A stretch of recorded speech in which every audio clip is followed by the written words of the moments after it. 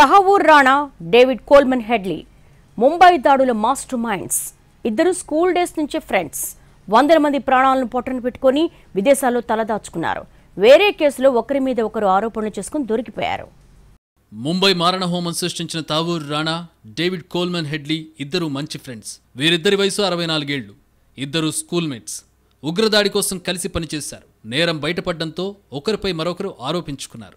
166 మంది ప్రాణాలు పొట్టన పెట్టుకుని అమెరికా చట్టాల్లోని లొసుగుల్ని వాడుకుని దొరకకుండా తప్పించుకోవాలని విశ్వ ప్రయత్నం చేశారు. చివరికి ఒకరిని జాతీయ దర్యాప్తు సంస్థ భారత్కు తీసుకొచ్చింది. మరొకరు అమెరికా జైల్లోనే ఇప్పటికీ ఉన్నాడు. తహవూర్ రాణా, హెడ్లీ పాక్లోని హసన్ అబ్దుల్లోని సైనిక అకాడమీలో చదువుకున్నప్పటి నుంచి మిత్రులు. కొంతకాలం తర్వాత హెడ్లీ అమెరికాకు వెళ్లిపోయాడు. అక్కడ డ్రగ్స్ దందా నడిపించాడు.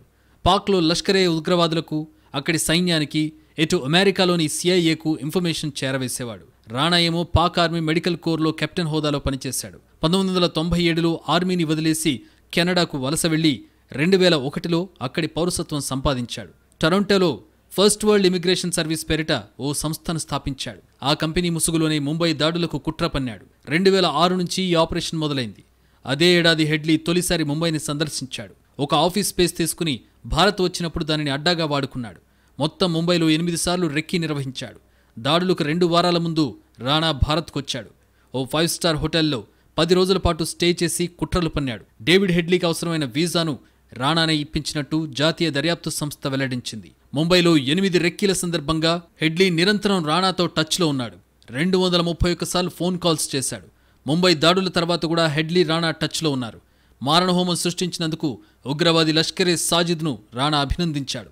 ఈ దాడిలో మరణించిన ఉగ్రవాదులకు పాక్ అత్యున్నత పురస్కారం ఇవ్వాలని హెడ్లీతో రాణా అన్నాడు. 2009 అక్టోబర్ 3న షికాగో ఎయిర్పోర్ట్లో హెడ్లీని FBI అరెస్ట్ చేయడంతో ఇద్దరి స్నేహానికి బ్రేక్ పడింది. అప్పటికే హెడ్లీని తమకు అప్పగించాలని భారత్ అమెరికాను కోరింది. ఆ తర్వాత కొన్ని నెలలకే రాణాను కూడా డెన్మార్క్ కుట్ర కేసులో అరెస్ట్ చేశారు. ఈ నేరం నిరూపితమైన భారత్లో 26/11 దాడుల కుట్ర అభియోగాలు మాత్రం వీగిపోయాయి.